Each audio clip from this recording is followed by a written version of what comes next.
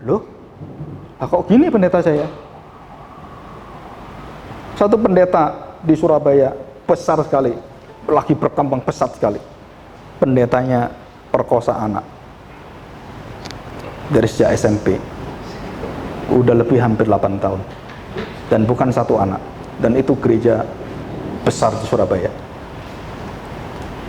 dan sudah masuk berita. Saudara, saya tanya sekarang, apakah kita perlu terus kagum-kagum dengan seperti itu? Dan waktu firman Tuhannya semua diungkapkan, semua ditayangkan di YouTube itu kan, oh ini, wah pendeta kayaknya luar biasa.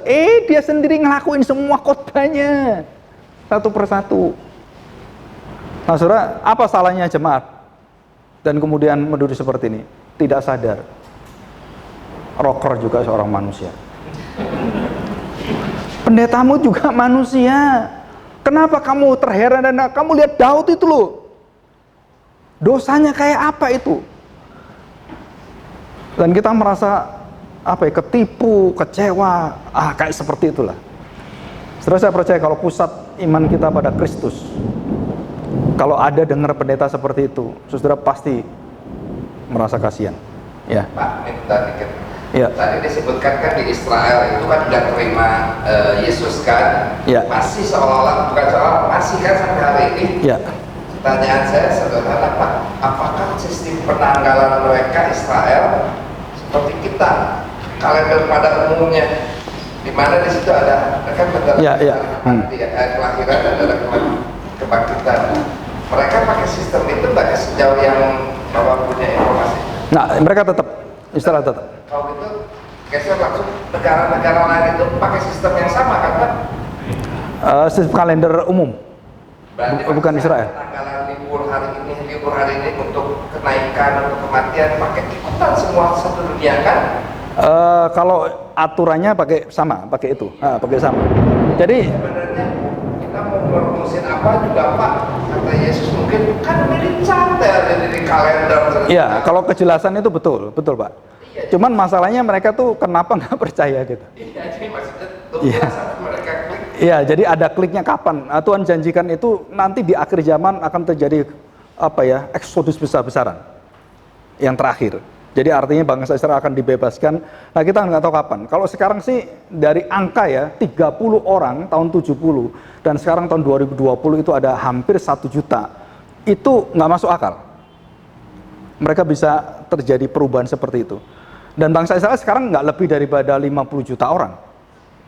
Jadi kalau sampai tinggal tunggu berapa dari 1 juta kemudian menjadi 20 juta, itu nggak hitungan 10 tahun, 5 tahun bisa Pak sebenarnya. Jika Tuhan mau gerakan itu bisa. Tapi masalahnya adalah waktunya sudah tiba belum. Nah di sini. Kalau lihat sih sudah deket ini sudah tambah deket. Cuman, kapan itu? Dan kapan dibukakan? Dan saya percaya semua penanggalan yang ada, yang di bumi ini, dan sudah dibuat, dan semua itu aturannya kan di dalam Kristus semuanya. Dan saya percaya di surga, itu semua waktu tanggal semua itu masuk di dalam kemanusiaan Kristus yang dinyatakan pada kita. Dan saya percaya penuh itu. Dan penanggalan Israel tentang Mesias dan semuanya, dan itu akan berlaku sepanjang zaman sampai kekekalan. Iya, bukan berarti tidak ada kekekalan terus kemudian ada tanggalan, bukan. Tapi semua berpikir kita itu akan dibawa dalam kesempurnaan di situ. Ya, dari gelap ke terang, dari gelap ke terang itu adalah yang terjadi seperti itu. Tadi kita harus bersyukur. Oke, terima kasih. Nah, kita akan masuk ke pertanyaan selanjutnya. Saya baca buku dari Watchman Nee dan Witness Lee. Nah, saudara tahu Watchman Nee dan Witness Lee ini adalah dua bersaudara, tetapi Witness Lee banyak mempelajari dari Watchman Nee. Jadi dia adik kelas, adik tingkat gitu ya. Yang paling radikal adalah Witness Lee dalam ajaran penderitaan. Ya, buku-bukunya sangat banyak. Salah satunya mengenal manusia rohani, ya, spiritual man. Di situ dikatakan bahwa Allah menjadi manusia supaya manusia jadi Allah dalam hayat dan sifat, bukan dalam hakikat. Maha kuasa, maha tahu. Kalau nggak salah di surat Timotius disinggung juga mengenai manusia Allah. Bagaimana menurut Bapak, Allah orang Kristen monoteis trinitas, Allah orang Muslim monoteis monolitas gitu ya. Pertanyaan, apakah Allahnya sama? Ini dua pertanyaan. Saudara, Watchman Nee waktu mengatakan manusia sempurna atau manusia rohani itu disamakan dengan manusia yang sama dengan Allah di dalam Kristus. Saudara, itu nggak salah. Dalam arti adalah kualitasnya kita menjadi pengkopi dari Kristus, itu betul. Tapi kita bukan orisinilitas. Kekekalan kita bukan kekekalan dari diri kita sendiri. Selama-lamanya bersama Tuhan sampai kekal gitu kan. Nah, kita kan masuk dalam kekekalan. Kenapa nggak sama? Karena Kristus tidak ada alfa omeganya. Kita ada kaitan waktu kita lahir dan semuanya. Allah tidak ada alfa omeganya. Dia kekal dan tidak ada awalnya. Dan itu bedanya. Jadi waktu kita bisa bersama dengan Tuhan, kita adalah dijadikan kita hidup menjadi selama-lamanya dan bersama dengan Tuhan kekal. Tapi di dalam diri kita tidak kekal. Karena kita punya awal. Termasuk malaikat dan semuanya. Yang kekal itu hanya Tuhan. Maka seluruh perkataan Yesus yang tentang sebelum Abraham ada, sebelum Musa ada, sebelum semua ada, aku ada. Saudara, itu adalah kekekalan. Dan orang Yahudi mendengar kata itu langsung tahu. Ini Allah. Dia langsung tahu. Bukan manusia. Dan selama orang-orang Yahudi hidup, tidak ada satu nabi yang pernah mengaku seperti Tuhan Yesus. Tidak ada, saudara. Dan itu sangat-sangat menyakitkan orang-orang Farisi dan orang-orang ahli Taurat. Jadi Yesus ini kebangetan sombongnya. Kemampuannya menyembuhkan orang, dipikir dia bisa menjadi Allah. Elia juga bisa menyembuhkan. Elisa 14 kali penyembuhan. Tuhan Yesus ribuan kali nggak tahu gitu. Tapi menyembuhkan itu adalah hak nabi. Jadi kamu jangan karena menyembuhkan kamu angkat dirimu sebagai Allah. Bukan. Karena yang lain bisa menyembuhkan. Seperti itu. Jadi kalau dibanding-bandingkan seperti itu, kita merendahkan keilahian. Yang masalahnya adalah bagaimana orang bisa melakukan segala sesuatu itu yang seperti Tuhan yang begitu banyak, begitu berlimpah-limpah, dan dia punya otoritas akan semua pengajaran atas hari Sabat, atas bait Allah, atas Yerusalem dan semua, atas Taurat Sunat, dan dia di atas semuanya. Dan dia katakan, dialah pencipta Sabat untuk manusia. Dan semua orang diam semua. Jadi saudara, saya tanya sekarang, pengertian kita tentang Sabat adalah pada waktu kita mengingat orang-orang yang kita tolong di dalam kita menjadi orang percaya dan kita menjadi terang Tuhan dan saksi Tuhan, dan itu loh ibadahmu yang sejati. Jadi bukan hanya kamu duduk di sini nyanyi, bukan. Ibadahmu sejati adalah seumur hidupmu. Dan kamu buktikan dengan kasih yang sejati yang sesama manusia. Dan itu ibadahmu. Jadi bukan cuma datang gereja nyanyi pulang, datang gereja nyanyi pulang, bukan. Kasihmu pada sesamamu apa? Apakah kita sudah ibadah sejati? Jawabannya, sudahkah kamu mengasihi sesama manusia selain kamu mengasihi Tuhan? Pak, saya sudah kasih perpuluhan, saya sudah gini. Apakah kamu pernah mengasihi orang-orang yang membutuhkan dalam hidupmu? Kamu pernah berpaling dengan mereka enggak? Kamu lihat ada enggak orang bisa saya tolong? Ada enggak Tuhan pimpin saya? Nah, itu hidupnya Tuhan Yesus, tiap hari cari orang untuk ditolongin semua. Nah, kita nggak mungkin, saudara, melakukan itu seumur hidup kita setiap hari seperti Tuhan Yesus. Orang Farisi boro-boro gitu seperti itu. Mereka persi orang miskin semua. Sampai nggak keluar duitnya, keluar kotorannya. Itu orang-orang Farisi ahli Taurat seperti itu semua. Ada orang SBA saya, Pak, saya LGBT, saya dengar video Bapak, ada 2 orang. Saya ingin tanya, Bapak mau melayani saya nggak? Saya nggak punya uang, saya nggak punya, itu dia ngomong semua gitu kan. Terus karena saya sudah pergi ke gereja-gereja ke ini semua, saya ke lembaga ini suruh bayar 500.000, ke lembaga ini 1 paket 3,5 juta. Pak, saya sakit LGBT, saya nggak punya duit, saya ke sana malah diminta duit katanya. Baru saya sadar, iya ya. Kalau kita seperti ini pelayanan kita, Bagaimana kita bisa melayani orang yang sungguh-sungguh membutuhkan? Apakah melayani orang secara psikologi kemudian butuh duit? Tapi karena kita punya ilmu tinggi, sekolah tinggi dan semuanya, semua itu membatasi kita. Dan saya beritahu orang itu, kalau kamu memikirkan orang bagaimana memperlakukan kamu seumur hidup akan jadi LGBT sempurna. Tapi kalau kamu datang pada Tuhan dan kamu sadar dirimu siapa, jangan mencari kesalahan orang lain untuk membenarkan dosamu. Dan dia tanya, ada enggak seorang hamba Tuhan yang mau melayani dengan sungguh-sungguh? Saya katakan, banyak, cuma kamu belum dapat saja. Dan saya beritahu namanya ini semua. Dan kamu datang ke dia dan ngomong, saya nggak punya uang, saya nggak bisa bayar. Nggak mungkin dia tolak kamu. Karena saya tahu, pendeta itu saya tahu, dia nggak akan tolak orang. Dan dia hamba Tuhan yang baik, dia tahu, nggak akan tolak.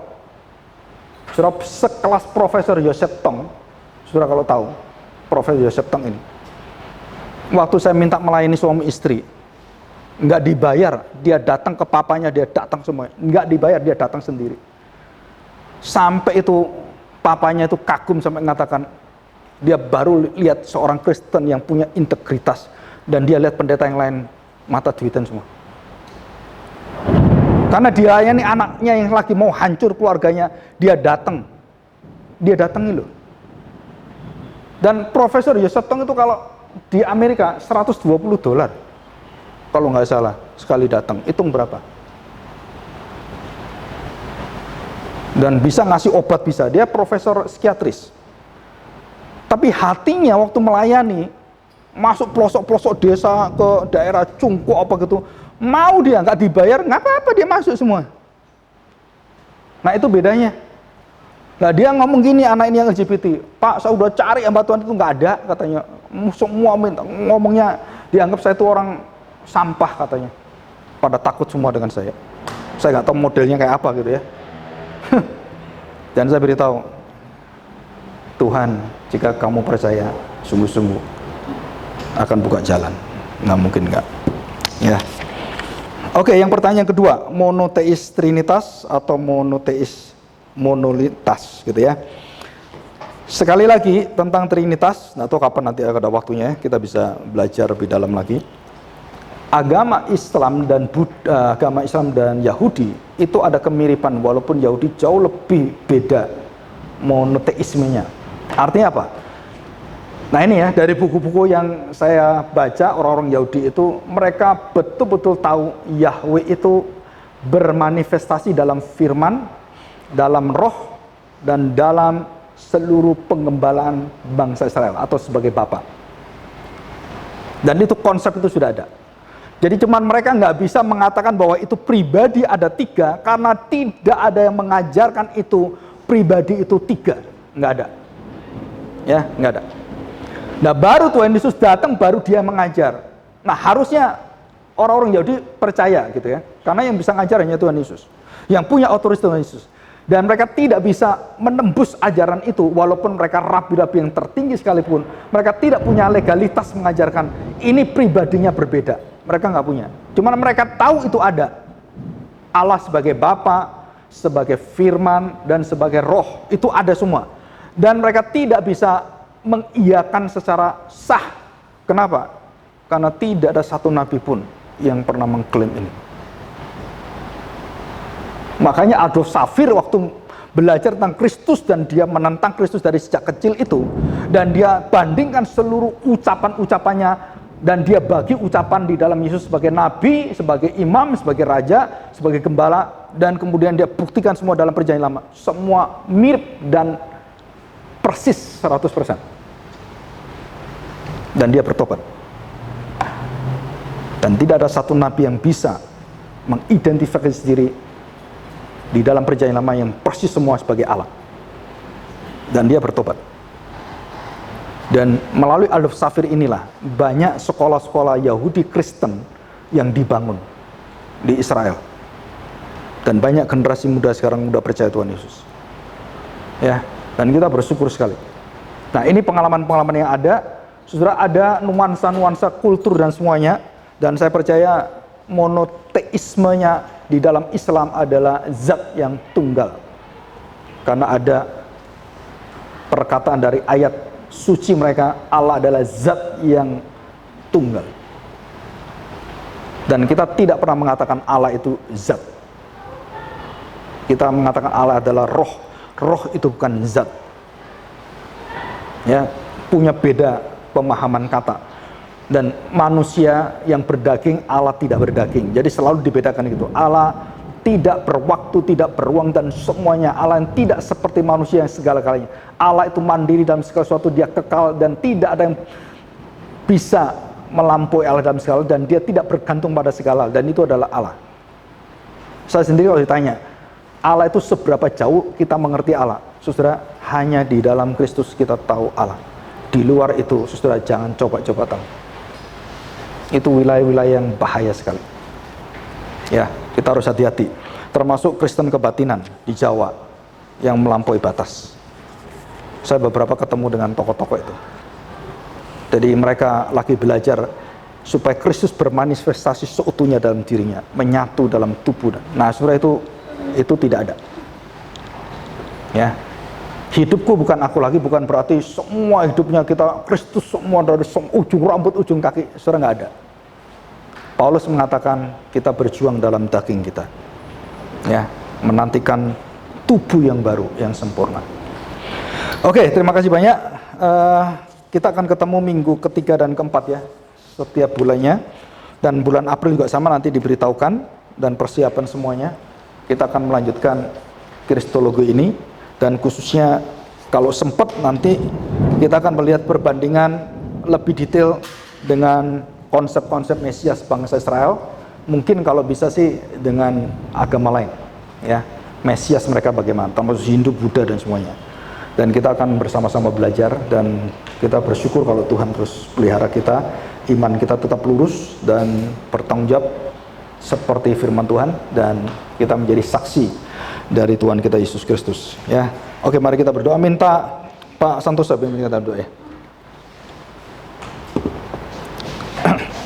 Bapak, pada saat ini kami semua menghadap kehadirat-Mu dalam Yesus Kristus, mengucap terima kasih untuk segala Tuhan, dan juga segala bimbingan yang kami dapatkan saat ini, sehingga kami boleh dapat